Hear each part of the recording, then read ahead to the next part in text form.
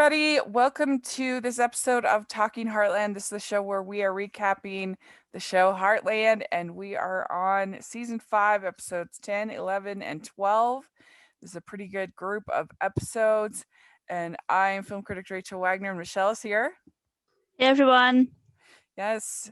How are you doing? We missed you last week. Yeah, yeah. Hanging Rachel in probably, there. Rachel probably filled everybody in. I just had to take a couple of weeks out. Yeah.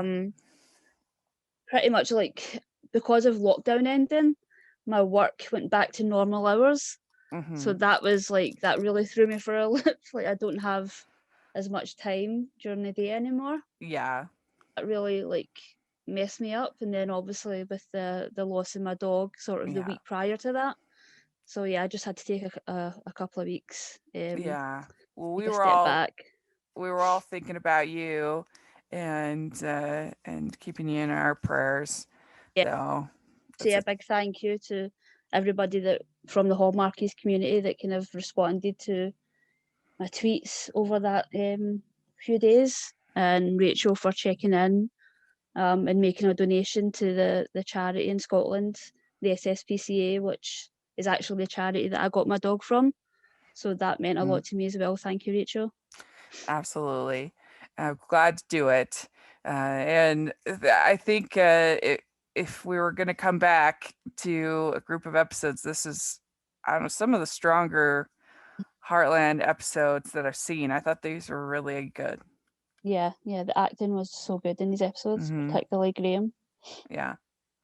And the horse, we'll talk about it, but the horse acting, I don't know what you call it, but it was really good. Yeah, very good. How they do it. It was very, very interesting. So, well, let's dive in and start talking. This is episode 10 called Trust. When Amy tries to heal an abused and violent racehorse, Ty and Jack think she's taken on more than she can handle, but can Amy prove them wrong?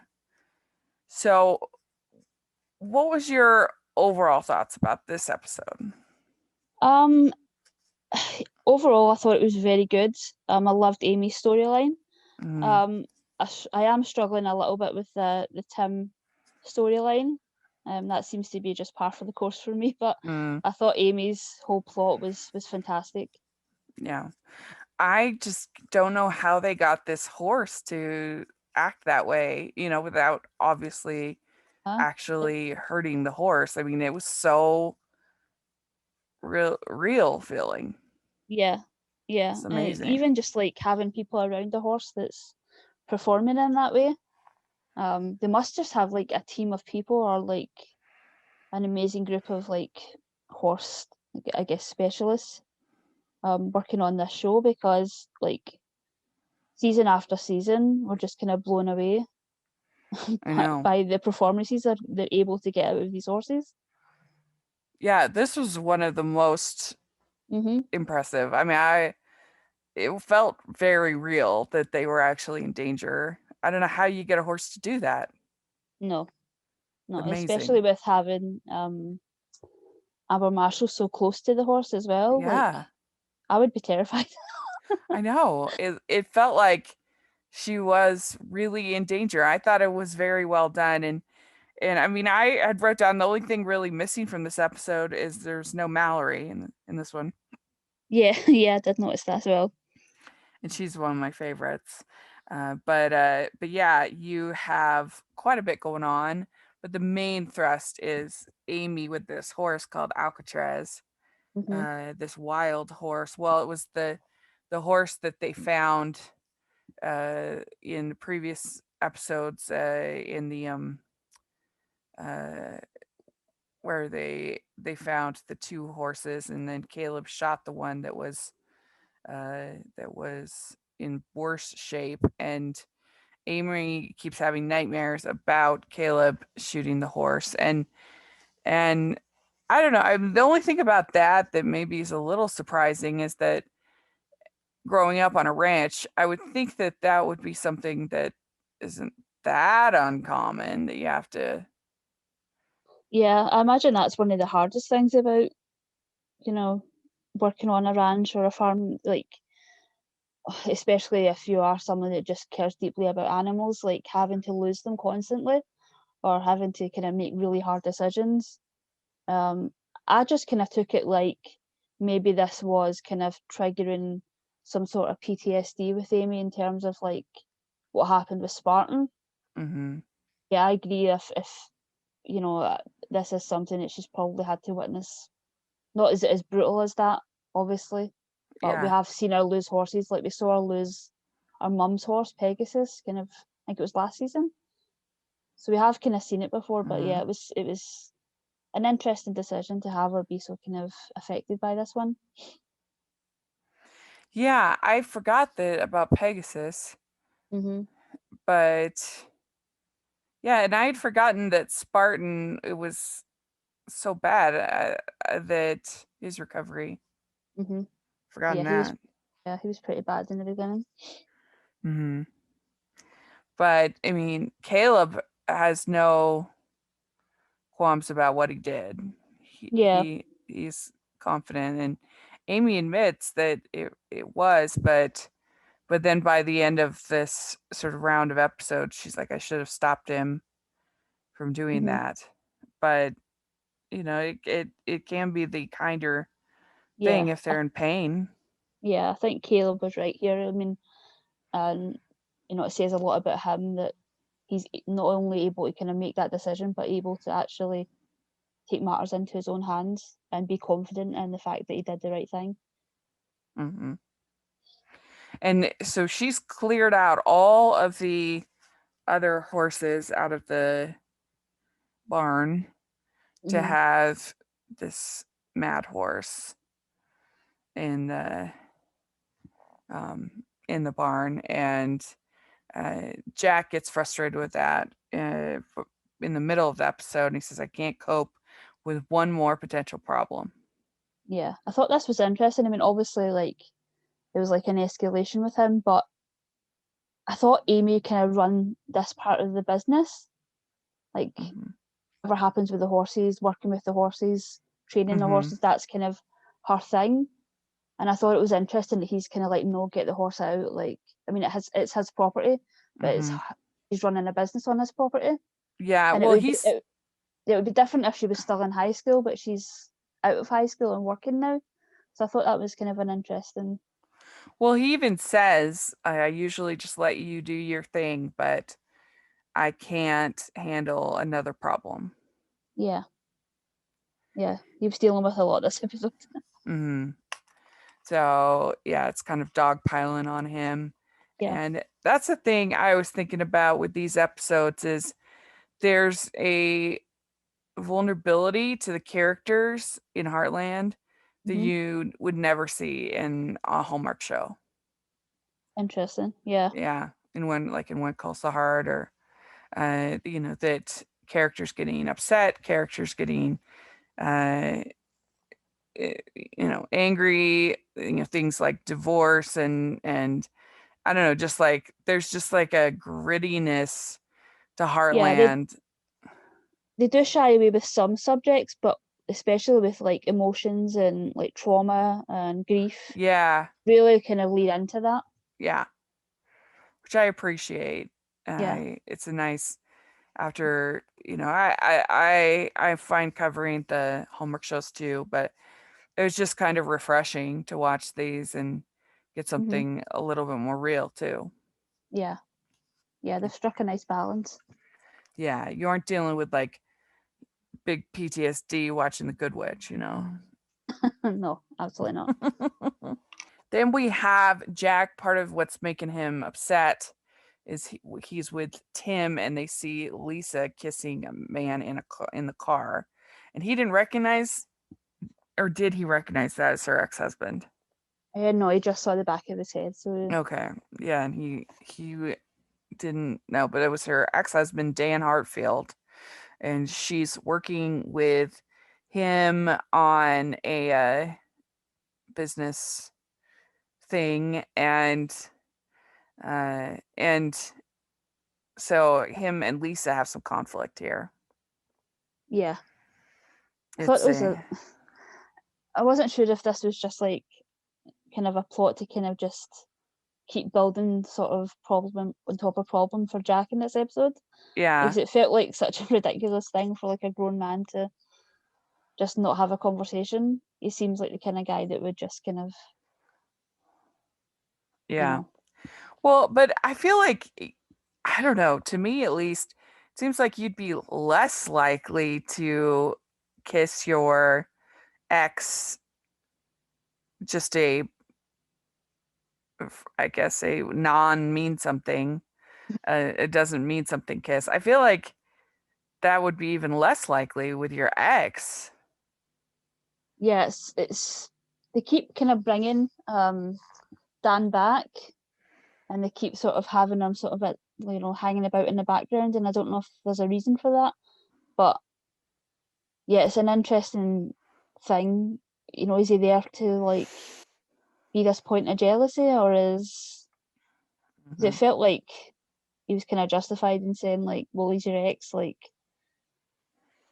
if you weren't, Yeah. even if you didn't have like a partner, maybe it would be fine to kind of have this kind of bloodlines kind of relationship with your ex, but that's not the case anymore. Yeah, I feel like that's even more loaded than if it was just some random guy who tries to kiss her or something like that. Yeah. So I can see why. I mean, I'd be upset if the person I'm dating and I see them kissing their ex. And I mean, I think that's pretty reasonable. Yeah. I think, hopefully in kind of future episodes, we'll see her sort of set some boundaries with Dan, because he just kind of pops up. I'm sure he'll pop up again. So Yeah. So we also have Peter starting to dig the foundation for the house, and it's going to take a month. But Lisa has started booking at the Dude Ranch. Lisa started booking at the Dude Ranch, and so she's very upset about it because it's not the peaceful uh, ranch life that they promise with all this construction and stuff going on. And I don't know, I think it's a little bit a shame that they are having Peter get a job and stuff later on, because yeah. I kind of like him in this stay-at-home dad role. I feel like we've gotten to know him, and I feel like they're dynamic, and I don't know, I think in a way it's kind of a shame. Yeah. It's hard to kind of, because this show was so long ago, it sort of struck me that this is actually quite a kind of progressive storyline in terms of having like a stay-at-home dad. They had this storyline in the TV show Parenthood, where Joe was kind of stay-at-home dad, and like the other male members of the family kind of took opportunities to kind of mock him and kind of say backhanded kind of comments, and they kind of took the same route kind of in later seasons of having him go back to work. And I think it is more interesting to kind of explore this kind of, because he's so much more likable and he's so much more interesting in this part. He's interacting with everybody at Heartland in a much more kind of real level. He's really talking about how he's feeling in his life, and whereas when we get him in this businessman mode, that encompasses everything, and all we see is him kind of running off for phone calls or talking business, and it's just not interesting. Yeah, I agree. And I just think the conflict is also interesting between the two of them, and uh, him, dealing with some jealousy and also just the fatigue of taking care of a child like that. And it's, I don't know, I think it would have been interesting dynamic to have played out longer than they did. Yeah, me too. Yeah, I agree. So yeah, but there's this conflict because he's going to lay the foundation, and that'll be a problem with the Dude Ranch. And I feel like that is, it seems like that would be really hard to lay a foundation by yourself. Yeah, and even Lisa had kind of said that she'd given them like a month. This is already supposed to have happened, so she'd already kind of put off booking for a while. And it's not really, if they want to actually pay for the Yeah. house that they're building. They really need to like have their business up and running. Well, and it's like that's not something you can kind of half, No, do. Like you have to, like you have to commit. foundation, Yeah. obviously, foundation is very important to the home.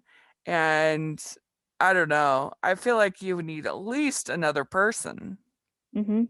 It seems a very big job. Hmm. If it was like a cabin or something, fair enough.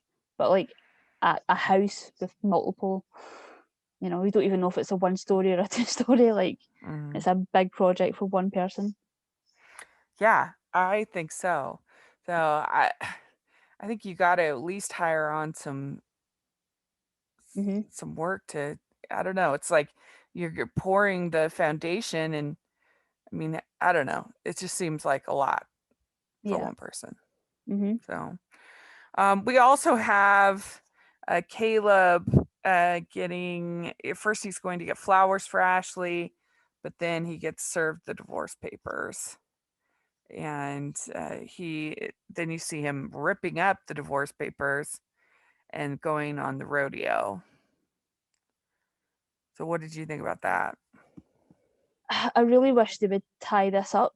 I don't think it's particularly fair to kind of drag this storyline out for his character because she's not here to kind of see the other side of it.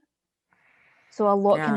a lot rests on him, and it's not his fault that the audience, or in this case me, feels kind of cheapened and frustrated that this is kind of going on for so long. Yeah, and they expect us to get kind of invested in And him she, and in Kelly, hmm and when there's still this kind of drama with the divorce, yeah, which is it awkward. just yeah, it's sort of how they started the relationship. Like kind of starting it the way they ending it the way they started it, with kind of everything sort of happening either off screen or with, in this case, one half of the partnership. Yeah. Yeah, I agree. I think it's the I mean, obviously it's a big thing for his character and you have to, address it, but it's you do wish that you could have the other side. Yeah, absolutely. You think that maybe they could have if even if Cindy was gone, you would think they could maybe get Val or somebody to kind of Hmm. help with that storyline. Yeah, yeah. I really miss Val. Mhm. Yeah. And then we have Shane and Tim are doing pretty good together.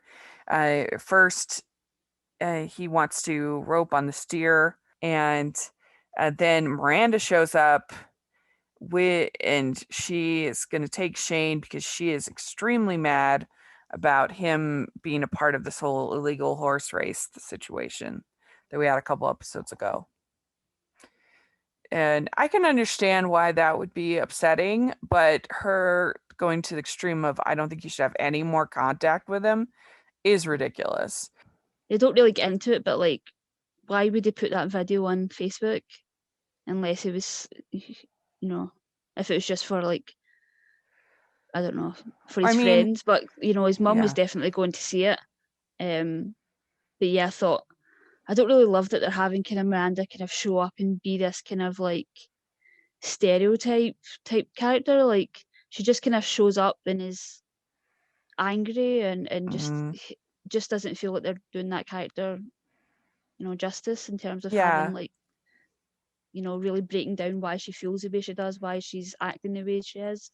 It just kind of feels like she shows up, drags her son away, and then kind of this is like maybe the Yeah. second or third time this kind of routine has happened. So yeah.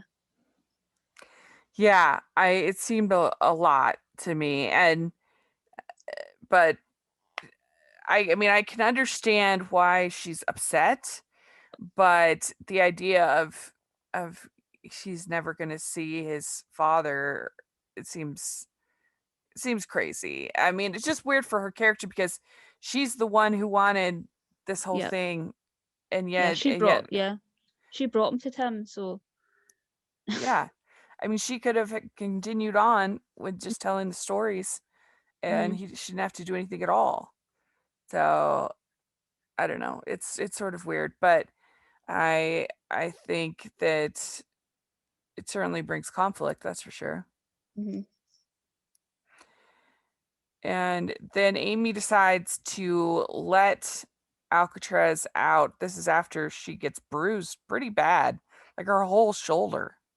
Yeah, she gets kind of thrown into the stable. Yeah, that was shocking. Yeah. And then Caleb gets drunk and is going to go to the rodeo, but Ty stops him from going. And that was a pretty good scene between the two of them, I thought. Yeah, yeah. I think they've done a really good job of establishing them as like almost best friends at this point. Yeah, yeah. And so then Peter gets the job offer in Vancouver, and Just so mm. he's got a Yeah, job, and then yeah, he's got. So they're both just. I mean, it seems crazy that he's just going to leave Monday to Friday and not see his child. yeah. That seems crazy to me too. And also, I mean, now they're going to have to spend money on childcare. Yeah, Mallory can't do it all. Yeah, she can't. I mean, and nobody else at the house can, and so they're going to have to pay for some kind of childcare, a nanny or something like that. Hmm. So I don't know.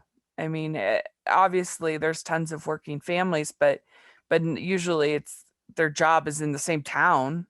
Yeah, it seems crazy considering that this was, and I don't mean that in like a negative. There's a lot of people that have to make that call, and it's not an easy thing. Hmm. But they have to do it for their family. But it seems crazy in terms of this show because it's caused so much conflict with Peter before. Hmm. You know him, being away from. They're essentially just gone back into Yeah. like a long distance relationship again.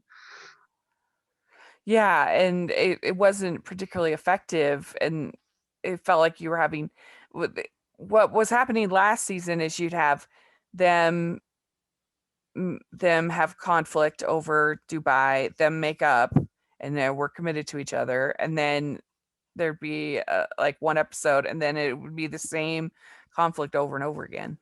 Yeah, that's my worry when they said Vancouver. I was like, oh my god, if we have to do this again. Yeah, exactly. Because gone is gone, whether you're in Dubai or Vancouver, it doesn't really matter, Hmm. you know. So then we have a moment where Alcatraz is actually nice to Amy at the end. Yeah, this is And another thing that reminded me of the Horse Whisperer movie. Like this this scene was like right out of that movie.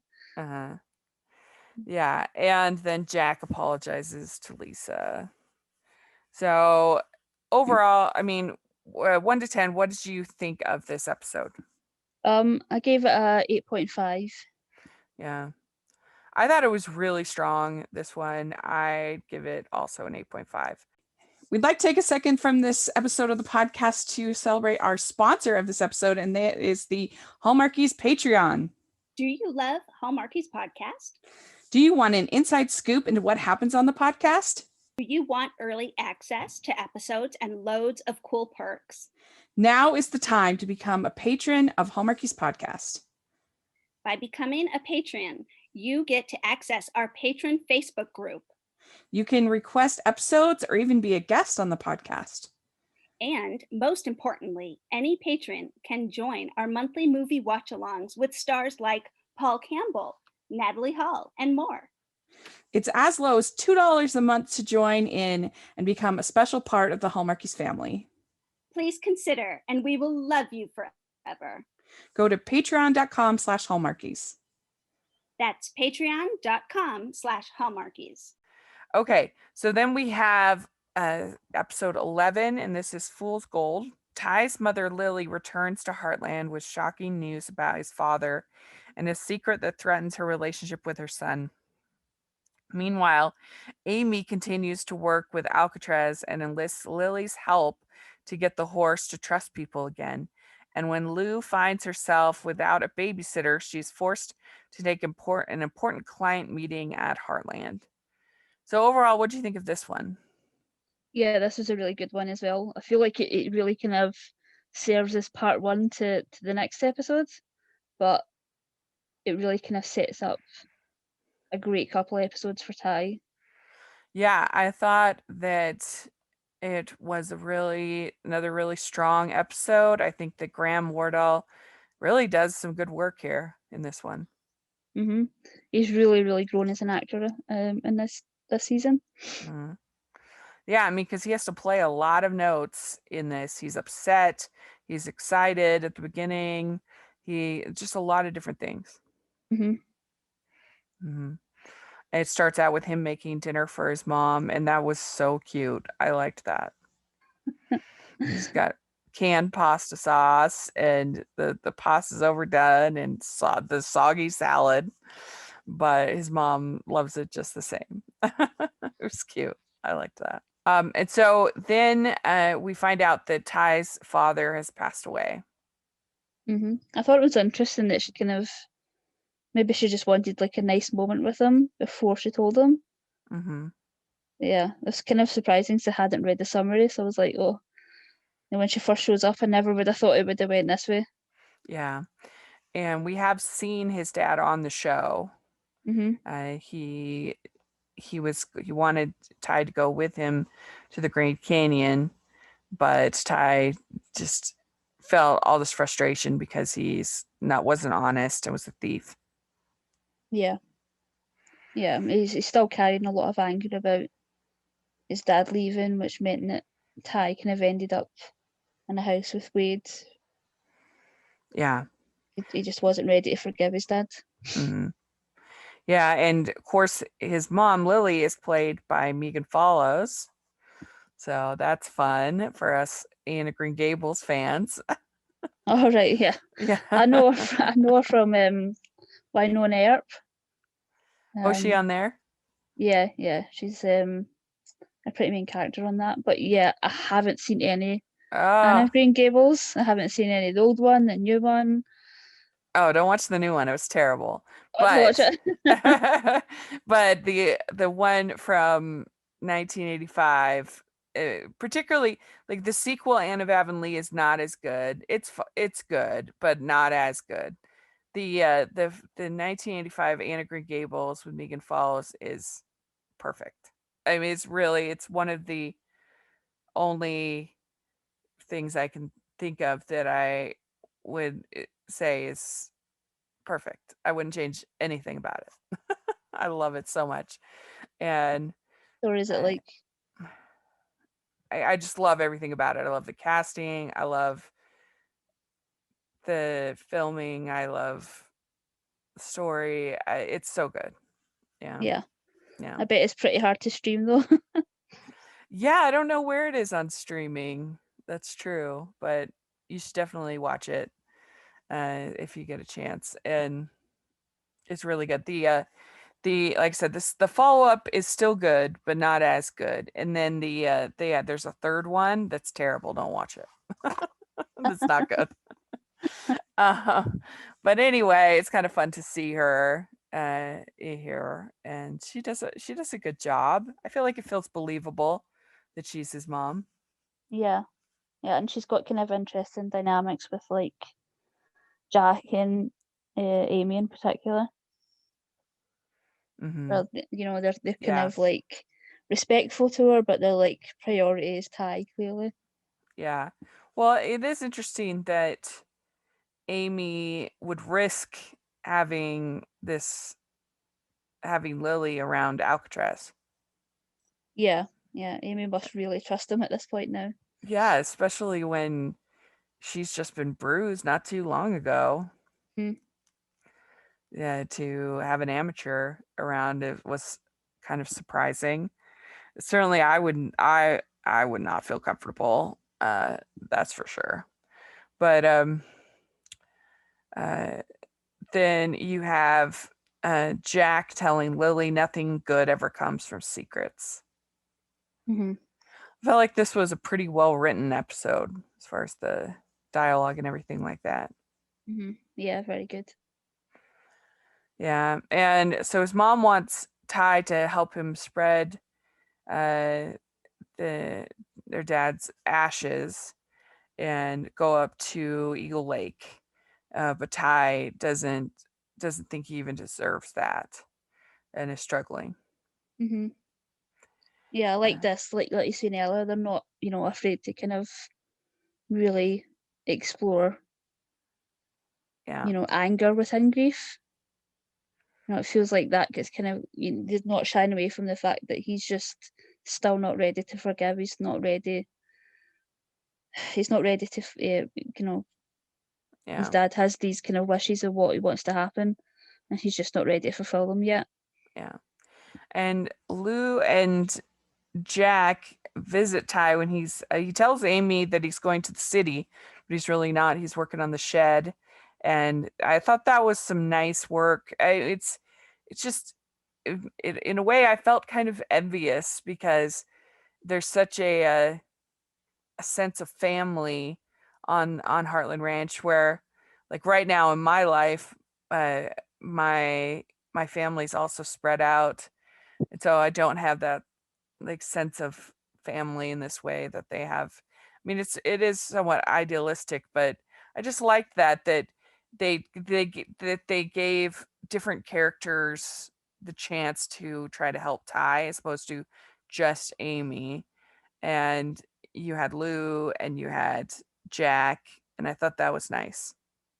Yeah, and it's sort of reestablishing bonds that we haven't really seen since he moved out.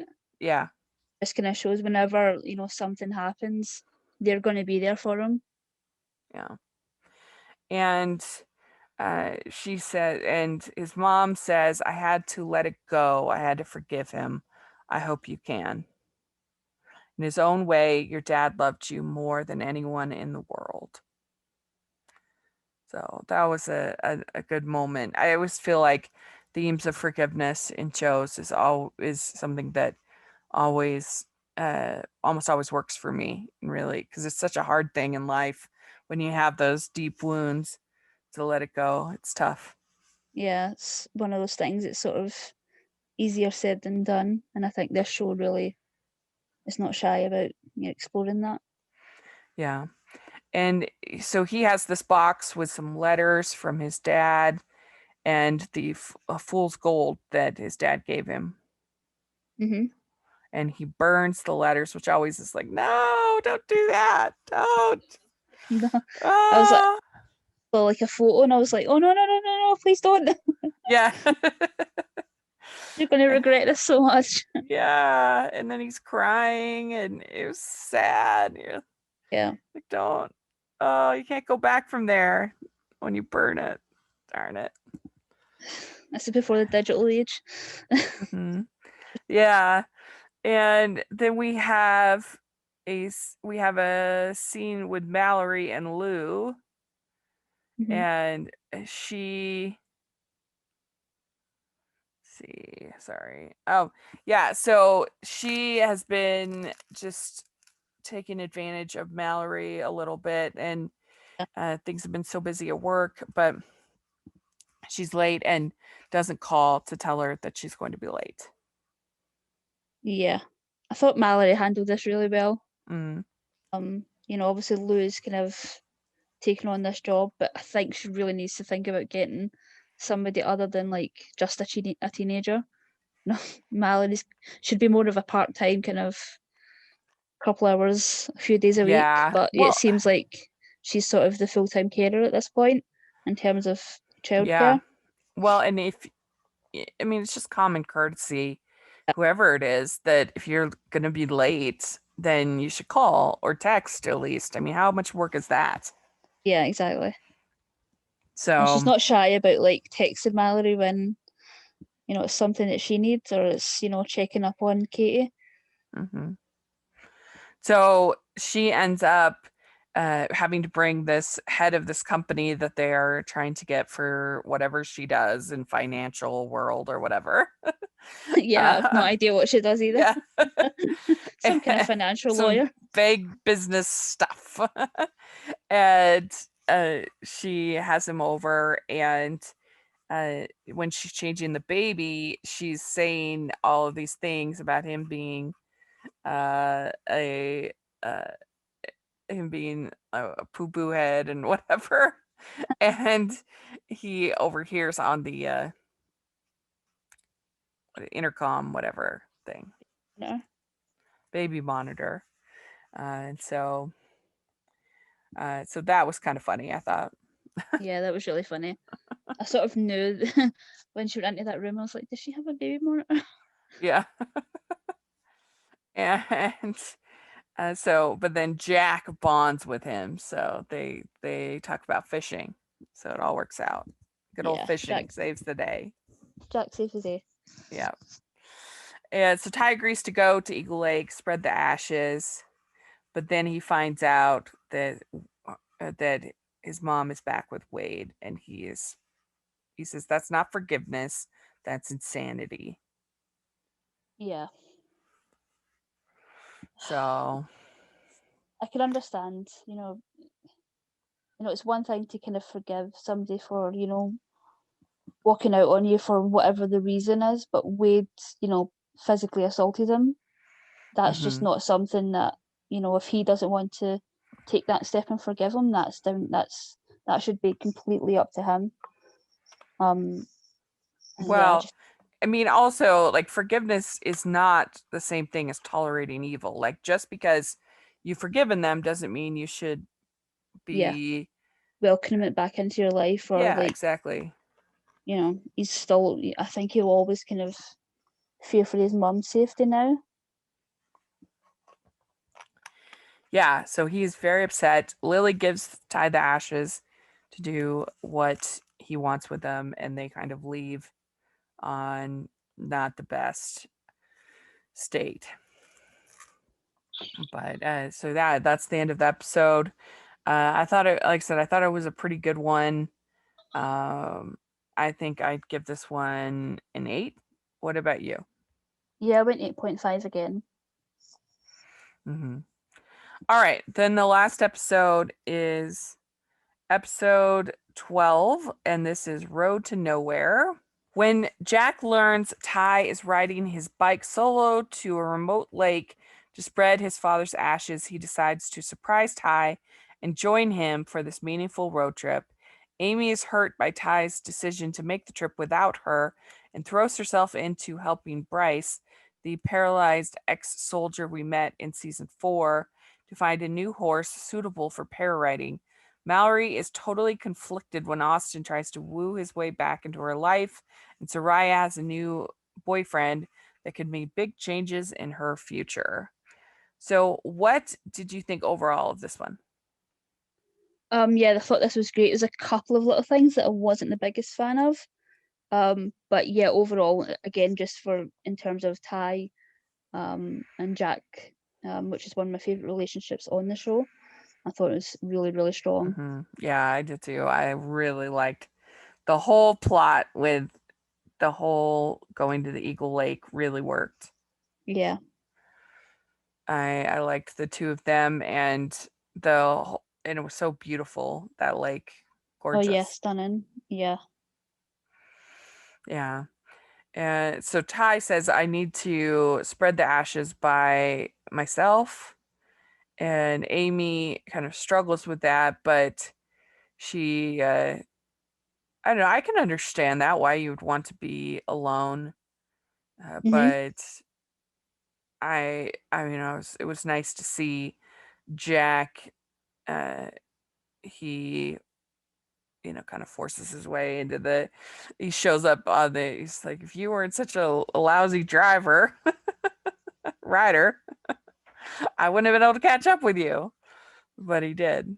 It's interesting that Jack sort of got this relationship with Ty where he sort of knows how far to push and when to just kind of leave him and walk away. And I think he kind of knew that he needed somebody with him. Yeah. So, Um, yeah. I don't know. I thought that was really nice, and just their bond together, and Ty finally being able to forgive his dad when he can't do it. He tries to let go of the ashes, but he can't do it. He says, I can't say goodbye. Mhm. And then Jack, it really was the perfect person for this, because he talks about how he went through the same thing with Marion and Mhm. Tim. Yeah. So, because Tim was pretty bad for a while. Yeah. He says, we can't do much about the mistakes our father made, but we sure can try to not repeat them. Mhm. So, and because Jack tells the whole story about his father wanted to be a hockey player, but he didn't take his shot, and that inspired him to actually become, get involved with the rodeo and everything. Yeah. I like this episode for just, it's a good way to get more kind of backstory on Jack. Uh-huh. And just learn more about his family and be reminded of, Tim's come a long way, but it's sort of nice to be reminded, how far he's come. Yeah. Yeah. And then we have Austin apologizing to Mallory, and supposedly wrote her song, Sooner or Later I Fell for You. Jeez. This was one of the things. It's like I could have done. Like, this guy's driving me crazy. Yeah. Every time I think we've saw the last of him and he shows up again, I'm like, they're really committing to this guy. I'm not sure where I've seen him before. I've seen him in something before. But yeah, it's interesting. It just keeps popping back up. I guess I just struggle sometimes with these teenagers in these super intense relationships. Like, why can't they just, like, I don't know, like, have group dates and just be like, I feel like hardly anybody has this, like, super intense relationships in high school. Yeah. I don't know. I Especially have a hard when, time like, relating to it. even if it's not something that's for you, I think in terms of, Mallory's storyline, for me, I just want to see them kind of build, something with Jake. Hmm. I feel like that's where it's always going to head anyway. So it just kind Yeah. of feels like you're just kind of bringing this guy in for, like, I don't know, for whatever reason. Yeah. Maybe Jake isn't available. I don't know. But Right. And yeah, then she finds out later on that he recorded it with Maria, and so he didn't write it for her after all. oh God. So Lou is taking Katie to music class, and that was pretty hilarious. I thought that was Yeah. funny. Yeah. She's so good at comedy when they kind of let her kind of Hmm. run off on it. Yeah. On these ridiculous. Yeah. And then we have Jesse Hutch back as Bryce. And that was sort of a weird thing with him and Soraya. I don't know. That was Yeah, it was weird. weird. I like that they do kind of recognize, guest stars that kind of make an impact and bring them back. Hmm. Um, they're really good at that, and it's really nice to see Jesse again. But again, this was kind of the thing that I wasn't the biggest fan of, Hmm. and particularly not just this part, but like the whole Soraya part. I just find that they're not great with her character. Yeah. Yeah, we talked about that Overall, before, that they just kind of have her, she's just kind of the character that they bring in to move the plot along. Like, they never have anything, they haven't really developed her character very well. yeah, and it feels like they've kind of got to a point that they're kind of done with that character, and it's really frustrating because, as much as I love the show and we have, a great time talking about it and watching it Hmm. and praise it, it's not great with representation, and Yeah. that's something that, just hasn't really aged well. Obviously we're in a very different time now, Right. so it's not great kind of watching this in hindsight. Right.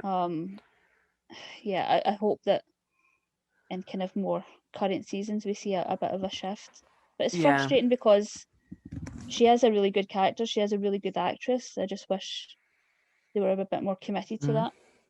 Yeah, and we find out that she is going to be going to London And so I don't know if that's the last we'll see of her for a while, but yeah, I don't know. It was just like, is she supposed to be awkward about him being in a wheelchair, or is he like sensitive about it, or I don't know. I just thought it was a strange Yeah, especially thing. because the London boyfriend is, a new thing, and it was just something that was introduced in the last, Uh-huh. the previous couple of episodes. So I was like, wait, he's not somebody that we know. He's just this. I don't even Right. think we know his name. I don't think his name's been mentioned. Mhm. And so also Bryce, he wants to buy Alcatraz, Hmm. which now Amy has ridden Alcatraz, which is kind of an amazing transformation. Yeah. Yeah, she's very attached to him at this point. And yeah, it seems like that's, I mean, I can understand why Amy's like, no, that is not happening. Yeah. But he's pretty persistent about it. Hmm. So, but then you have Lou and Amy going out to dinner, and that was cute. That was nice because they Yeah, haven't that was had a really moment nice. between the two of them that much. Yeah. Whenever we see them together, they're sort of surrounded by family chaos.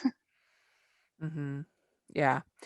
And so Amy gets upset with Bryce, and the two of them kind of argue about it. But in the end, she ends up taking Alcatraz over there. Hmm. I thought this was a So, good way to wrap up Alcatraz's story. yeah. And so then Jack and Ty have some nice moments, and they are able to spread the ashes. And Jack, and Ty says, Jack, I want to thank you for everything, for being here. And then at the end, we have a cliffhanger Yeah. with a motorcycle crash I at wonder the if end. this was like a mid-season finale or something. Yeah, Would have been enraging if it was. We're watching yeah, live. yeah. So, and it's Ty. Is Ty who gets Yeah, injured, and not Jack? yeah, that's what it looks like. Yeah, Like too many accidents at this point. yeah. I know, you really have. So, what would you give this episode? I gave this a 9. Okay. Yeah, it's a good one. I'm giving it 8.5. But yeah, it's, like I said, 3 really strong episodes. So it was a fun one. Hmm. And so let us know what you think, if you're listening, what you think of these 3 episodes. And where can people find you, Michelle? I'm on Twitter at Michelle R. Benson. Great. And you can find me at Rachel's Reviews, all over social media, iTunes, YouTube, and on Rotten Tomatoes. Check that out. And then we also have our patron group, and we have our merch store. So please check that out. We have some Heartland inspired merch. And if you are listening on iTunes, please leave your ratings and reviews. We really appreciate that. And if you are listening on YouTube, please give this video a thumbs up and subscribe to the channel. We appreciate that so much. And thanks so much, Michelle. And we'll talk next week. It'll be great. Bye, everyone. Everyone.